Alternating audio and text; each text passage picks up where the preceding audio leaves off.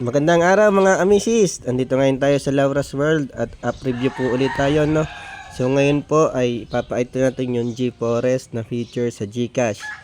So madami po tayo nakikitang gumagamit nito personally, and sana po madami pa ang mas gumamit nito kasi malaki ang matutulong nito sa alikasan. So kung kayo po ay nasa GCash, meron po dito yung G-Forest, ito pong dahon. Pag pinindot nyo po yan po ay pupunta sa G-Forest na. Kung kayo po ay hindi pa activated, kayo po ay magkakaroon lang ng counting permission, then activated na po yan.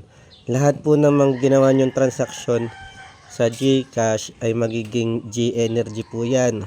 Yung energy po, yun po yung inyong i-collect tulad po nito. Makikita nyo, pay bills, bank transfer, 253 G-Energy po yan pag isang pay bill. Tapos pag ginamit yung transfer 56, bank transfer 131.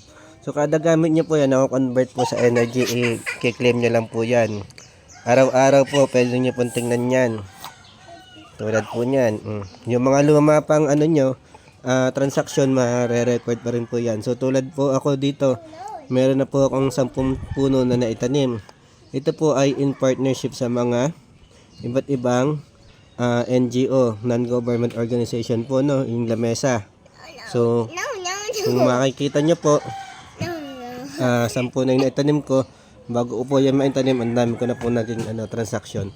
So yun lang po mga amisis, sana po ay magamit nyo itong GCash G-Forest, and madami pa kayong matulungan. So ito po, magtatanim kayo ng mga puno sa iba't ibang lugar na critical, at maliligtas po natin sila. So gamitin nyo lang po ang GCash and collect nyo yung G-Energy by clicking the G-Forest icon. Okay po. So bye bye po. Kita-kits po sa susunod na episode. Salamat po.